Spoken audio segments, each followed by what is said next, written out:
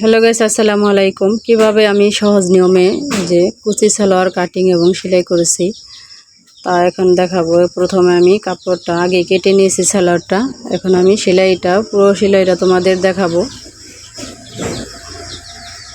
প্রথমে আমি কাপড়টা বাঁশটা খুলে নিয়ে এখন আমি এই যে মাজার পাটটা কেটে নিলাম।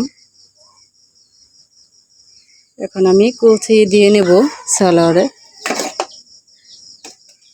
মাজায় কুচি দিতে হয়, তো মাজার কাপড়ের সাথে কুচির কাপড়টা অ্যাড করে দিলাম। অ্যাড করে এখন আমি এই যে কুচিটা দিয়ে নেব।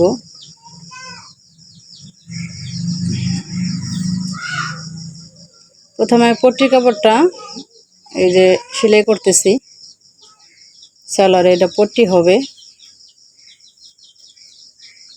এখন আমি এই যে মাজার কাপড়ের সাথে এই যে কুচির কাপড়টা অ্যাড করে দেব। অ্যাড করে এখন আমি এই যে কুচিগুলো আস্তে আস্তে দিয়ে নেব।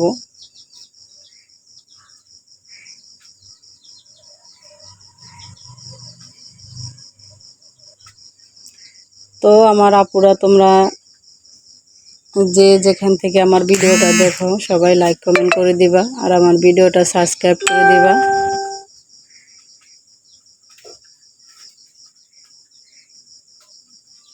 আমি চেষ্টা করব তোমাদের সবার কমেন্টের উত্তর দেওয়ার জন্য। তো আমার এক আপু কমেন্ট করছিল যে আপা কুচি সালোয়ার কিভাবে আপনি সেলাই করেন, আমার একটা ভিডিও দিবেন। তো আমি ভিডিওটা সে আবার উপলক্ষে ভিডিওটা বানাইছি।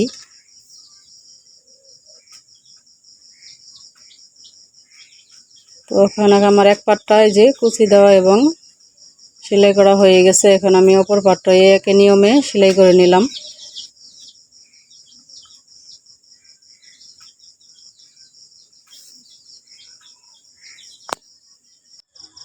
তো আমার পরের পাটটাও সেলাই করা হয়ে গেছে। এই যে খুব সুন্দর কুচিগুলো হয়ে গেছে।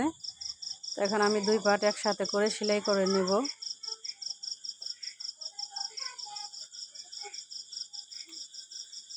কুচি দেওয়ার সেলাই করার সময় দুইটা বাহু পাট ভিতরে রাখতে হবে আর দুইটা উল্টো সাইড বাইরে রাখতে হবে।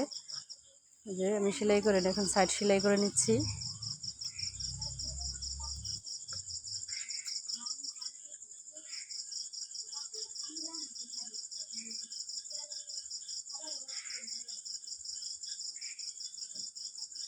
তো আমার এই যে সাইড সেলাই করা হয়ে গেছে। তো তোমাদের কাছে একটাই রিকোয়েস্ট, আমার ভিডিওটা সবাই সাবস্ক্রাইব করে দিবা এবং লাইক কমেন্ট করে দিবা।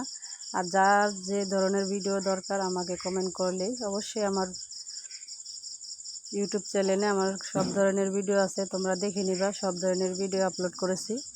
যার যেরকম ভিডিও দরকার সবাই আমাকে কমেন্ট করলে অবশ্যই আমি ভিডিও দেওয়ার চেষ্টা করব। আমার ভিডিও দেখলে অবশ্যই তোমরা কিছু শিখতে পারবা।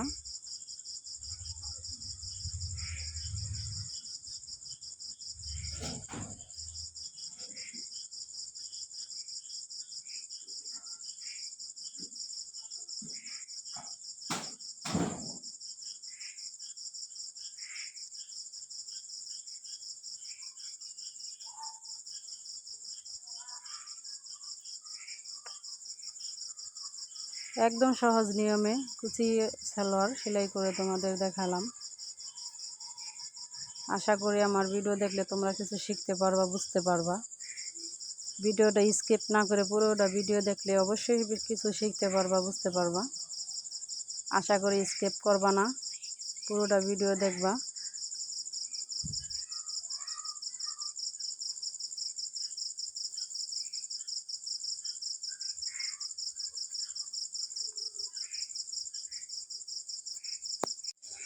তো আমার সাইড সেলাই করা হয়ে গেছে। এখন আমি এই যে মোহরা সেলাই করে নেব। এখানে ডাবল সেলাই দিতে হবে, ডাবল সেলাই দিলে সালোয়ারটা মজবুত হবে, টিকসই হবে। যে আমি রাবারটা জয়েন করে নিলাম।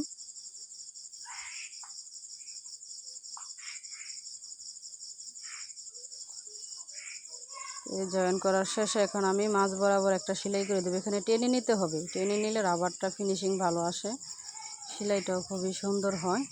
এখন আমি এই যে মাঝ বরাবর একটা সেলাই দিয়ে দেব।